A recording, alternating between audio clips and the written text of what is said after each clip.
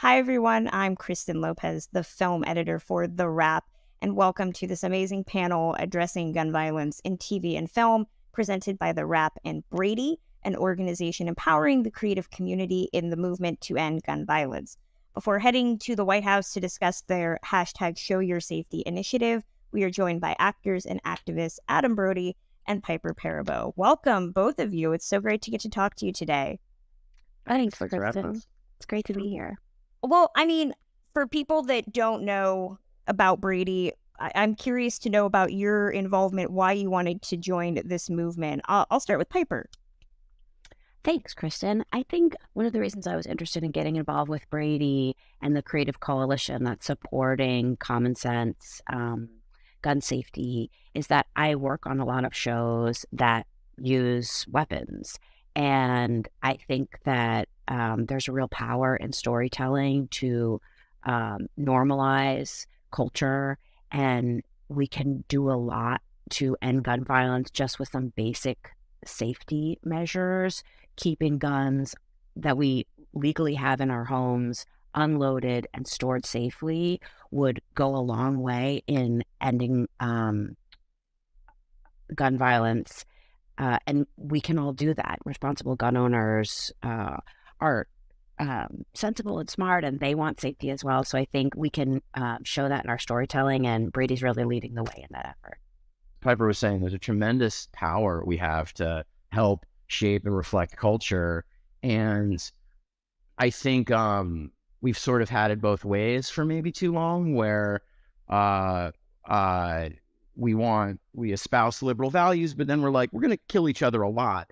We're going to produce many essentially gun commercials and do a lot of that work for them being, the gun industry or whatever. And then we're going to be blameless, and we're not going to even be self-critical at all when it comes to that. What could we possibly do? And I feel that it's fully time for a reckoning. And I'm not saying cold turkey guns shouldn't be in movies, shouldn't be, they have a narrative and a charismatic power, and I like them in store. I've been drawn to them since I was a kid, but I think that we could all have an elevated conversation and take a step back and just think twice. Just think twice before you before you write that gun into a scene. Think twice about it before you film it. Think twice about it before you put it in advertising and you put it on an outdoor billboard. That stuff imprints on kids very, very early on. And I've seen with my own kids how quick they absorb it. And, anyways, I could keep going, but what? Exactly. Well, both Adam, you're heading to Washington. There's going to be this discussion. What do you hope to talk about? What talking points do you hope will be brought up during this trip? I'm going for a photo op to lend my name to say, like, let's get the guns off the billboards. Let's start thinking about it a little more proactively and shame ourselves into like unloading a little bit. And once you start seeing it, and I've been really paying attention for a few years now, and it's like sexism. It's like anything. Once you start seeing it, it's everywhere. I mean, I see just sound off every other ad for any story produced in a TV show or movie is just, again, it's sort of a gun commercial. And I just, like I said, I just want to start like having that conversation that to me is long overdue. And if we lived in a world where we had the laws we need, it wouldn't be a problem. But since we don't, what can we do as actors, as storytellers? I can see a world like smoking where you can't smoke on an outdoor billboard. I could see a world where it's the same for a weapon that's designed for murder, a tool that, you can't have murder tools on the, depicted on the streets. But I don't know. I digress. Exactly. Piper, is there anything you would like them to specifically bring up at this event today? Yeah, what I'm excited about is I want to echo what Adam said, and that, we are gathering as a coalition of creatives from all different parts of our industry. So there are directors, writers, producers, and like what Adam was saying, we can just talk about where can we place an awareness that hasn't been there before. So whether it's at least one time in the writer's room for every script, we just think, where does a weapon appear? And are we just aware of where it comes from and if there are consequences for how it's used? Just an awareness. There can be at the final production meeting when the first AD is going around to every department head. Can it be commonplace that in that final meeting on an episode of television or before the movie begins, that every first AD says, can we just go through all the places where a weapon appears? Can we just think about, we're not going to supersede the story. We're not going to throw out creativity. We're not going to become preachy or act like there aren't guns in America, but just the awareness. I was watching an episode of the show Mayor of Kingstown, which has a lot of guns. And a woman who plays the wife of a correction officer woke up in the middle of the night and her husband wasn't in the bed. And the first thing she did was roll over, open up his bedside drawer. She didn't just see the service revolver. She used her fingerprint to unlock the lockbox, see that his service revolver was there, close the lockbox, lock it, and then go looking for him. It created tension. It explains that these are responsible parents because they have children in the house, and 4.6 million children live in houses with access to guns that are in unsafe storage. We can just normalize that as responsible parents. If you are a gun owner, that's just part of the story. That's just normal. And I think just that tiny bit of awareness by the writer's room to put that in, it supports your character. It supports the tension in the story. We're not eliminating the weapon, but there's just a little bit of awareness. And I think if we bring this coalition of creatives that come from all different, we're a collaborative art form. So can we bring the table together and just say, where can we place this? Could we take it off the poster? Where can we just have awareness so that we can do some culture change work? Well, I know when I talk about anything involving authenticity, representation, the response that I tend to get with film is it's fantasy. How can you expect film to be authentic and genuine? It doesn't have to. This is the dream factory. How do you respond to that, especially when talking about an issue like this that we're seeing has real world implications every day?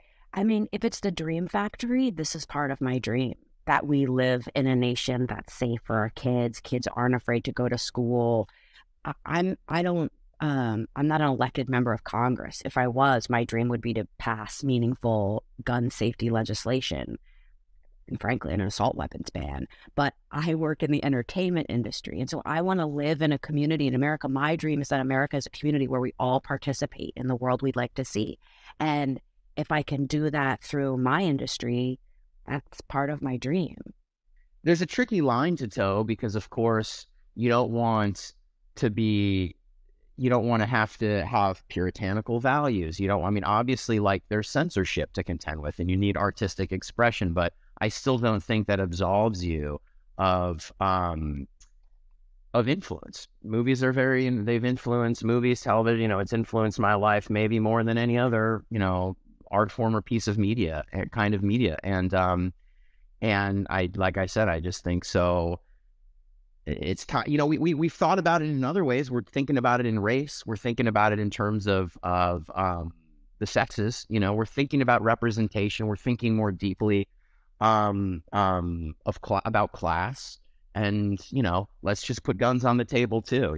It opens a window for more creativity, more thought. I would also say that it's a creative crutch. I would also say that as a occasional writer myself, it's very easy and hard and to not put a gun into the scene, into the plot, so I would challenge, storytellers to dig deeper, and it'll bear more fruit creatively in the end anyway. It's pretty tired. Exactly.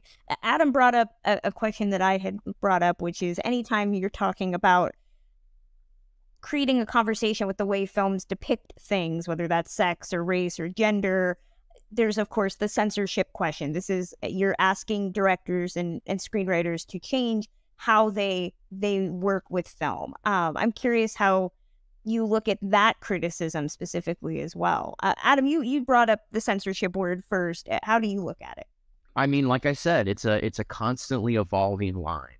And I think cigarettes give us a good example and a roadmap. I think they used to be everyone. I'm sure everyone screamed. I don't recall, but I'm sure everyone freaked out when they couldn't be on a poster anymore.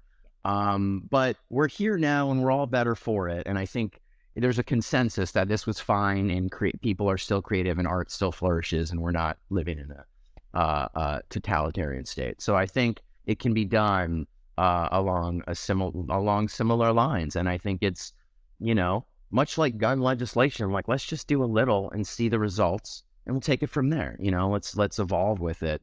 And I also think there's levels of thoughtfulness in different projects, and there's different, not all violence in movies is created equal and that is done with the same. Some is more exploitative, some is more thoughtful, and I think there is plenty of room for all the gray areas in between. And I don't see art being stifled right away. I see like shitty commerce being a little stifled, lazy commerce, but I think art has plenty of room to flourish.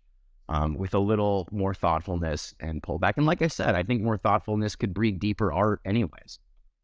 The word censorship is one of those extreme examples that gets everybody to back off the conversation before we've even started.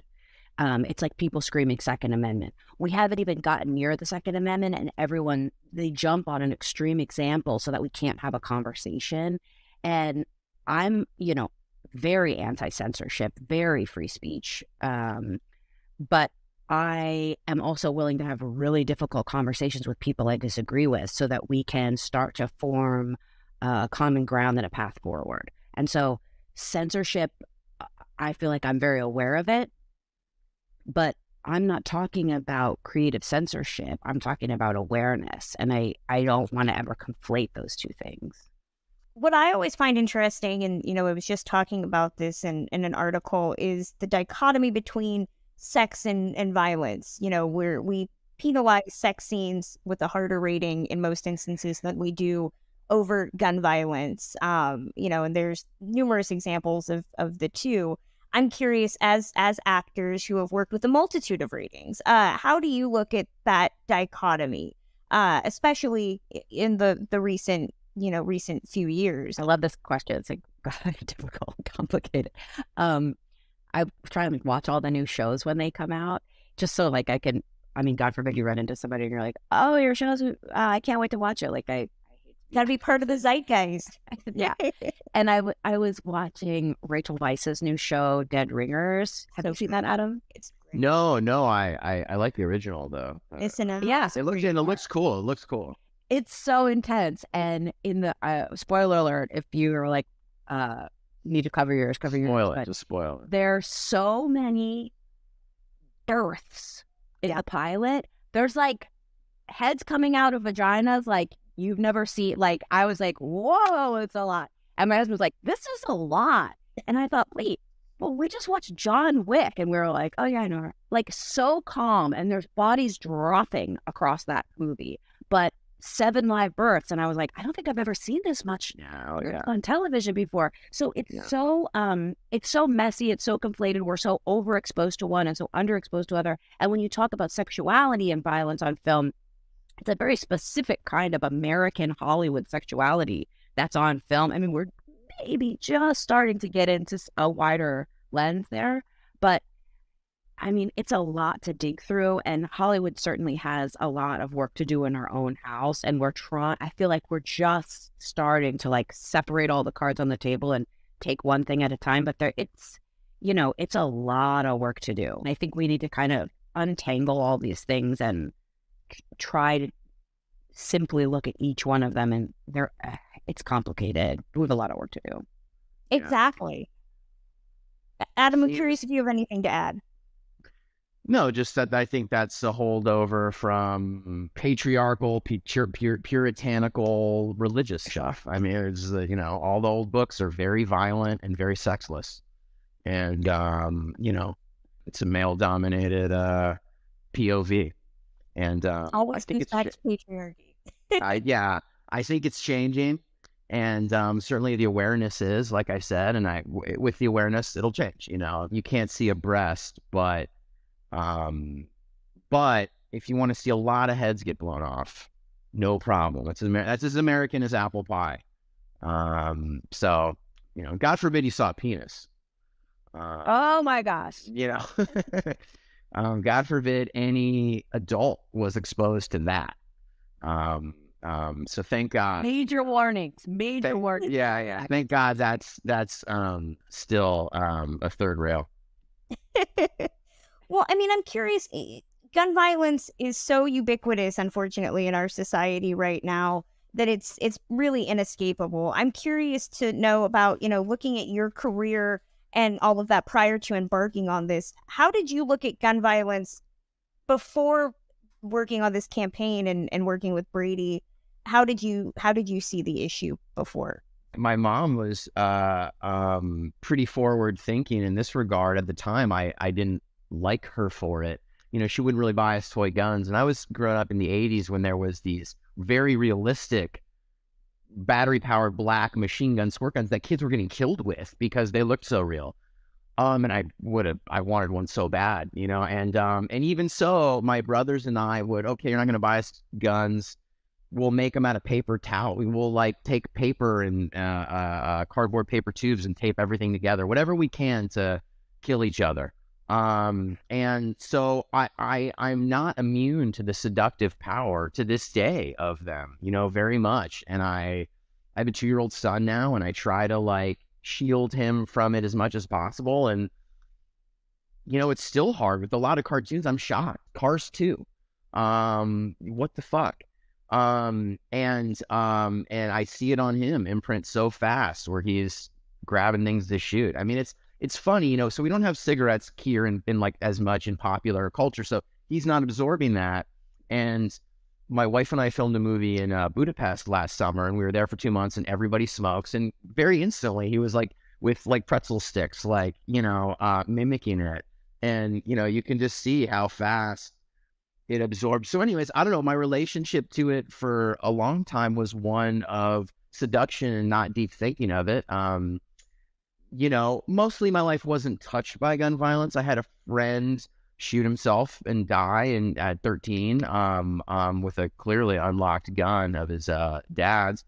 That was something awful that happened. But in general, I've just been thinking about it more and more as we're plagued by, I know the stats are really much worse for just your day-to-day, your domestic violence, but still, I think we're living now we're also plagued by just domestic terrorism that we can't do anything. We're allowing ourselves to live in this terrorist state where any soft target is frightening for your kids, for yourself.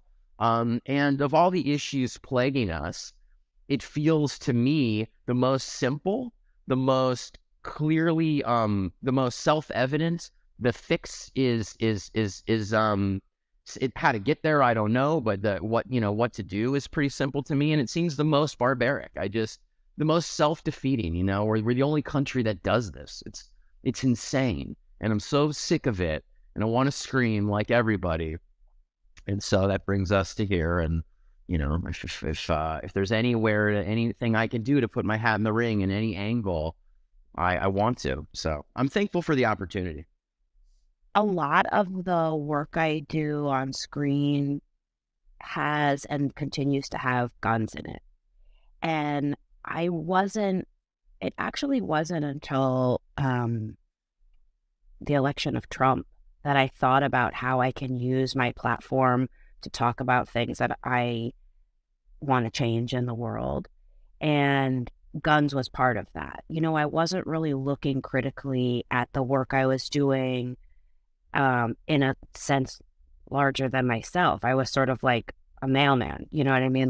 No offense to mailmen, but I would mail people. But I put on my bag and walked down the street and put the letters in the box, and that was my job. And it wasn't until things got very extreme that I thought, I wonder how I can participate in this. And so looking back, I see so much gun violence in the work that I've done, and not only did I not speak up, I didn't even have an awareness of how it would affect our culture.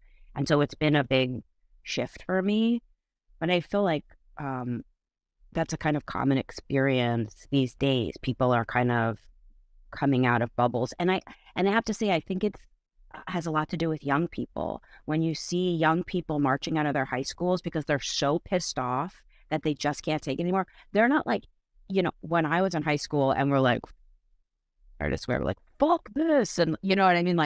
these kids are like marching with signs. It's a plan. They have a sit-in. They're speaking to their principal. They're speaking to their elected officials. They're so organized because they care so much.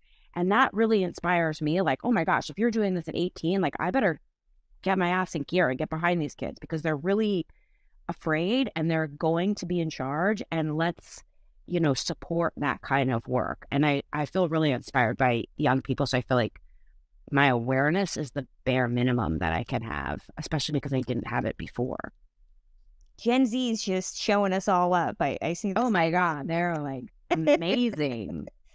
I'm curious, both of you are working in film and television. Have you had conversations on set recently where, you've kind of given your voice to like, hey, I think we could be showing this gun being used in a more genuine, sensible way? Have you had the opportunity to do that recently? Piper, I'll start with you. Recently, I haven't because for whatever reason right now, I'm not playing a character with a gun, but I've seen it happening on set where there's just been like, where someone says like, where did I get the gun? Just that question from the actor. Just like, don't like Mary Poppins it out of your overcoat. You know what I mean? Like, just that question is amazing. Perhaps it's hypocritical of me, or easy for me, I should say, given that like most of my work has never involved guns. I don't, I'm not an action star, and it'd be a harder stance to take if I was. That said, the last movie I did, I hold a gun the whole time in it. It's a pretty grounded movie. I'm the villain. I've justified it, and I can also undercut that justification. I mean, the justification for me is, well, I'm a villain. Nothing good comes of it. It's an instrument of terror, and it only hurts people you like. It's never a heroic tool, and it's never used for good or for justice. It's a menace. On one hand, I look at it that way and I go, it's all a matter of degrees to me. It's a gray area. It's like, look, I want to eat less meat too. I'm not vegan, but I kind of rationalize every meal. But at the same time, I don't know. I've got a cool haircut. I got some cool tattoos. I'm holding a gun. It's photogenic. It also still makes it look attractive in its own way. And I'm not going to, look the other way about that. That's the truth of the matter, and I'm taking it on a case-by-case basis, but I am definitely hyper aware of it. Adam, I can't wait to see you play a villain.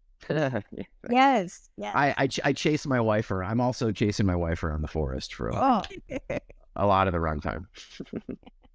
Well, I think we're coming to the end of our time. I want to throw out one last question for everybody. We started this topic discussing this trip to Washington and this initiative. What does achievement of the initiative's goals look like for you? What does success look like? I would love to come out with something actionable, a thing that we could try. Adam was saying, could we take the guns off the billboards? Maybe we could just always have a discussion. Do we need the gun on the billboard? Like just something concrete that we could share with our industry as a memo. I'm not saying as a law. I'm not saying as a must do. I'm saying like they took the cigarettes out of the mouths of leading men. Can we just have something actionable, that a question for awareness that we could try on every production? Let's try it for a year and see how we all feel about it. I'm not saying it's a must do. I'm saying just, can we be aware, have a question that raises the awareness that our industry agrees to? I think we could do that.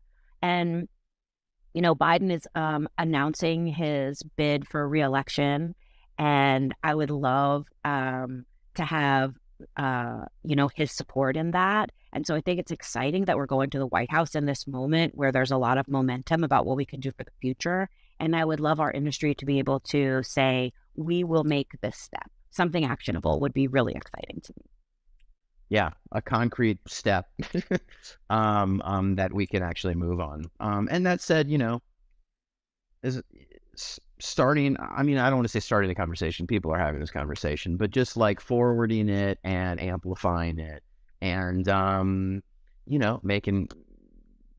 having it be in people's consciousness more.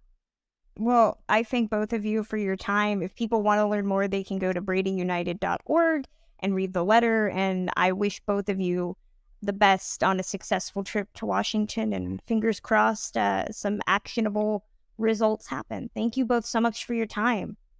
Thanks, Kristen, Thanks a lot for talking about this with us.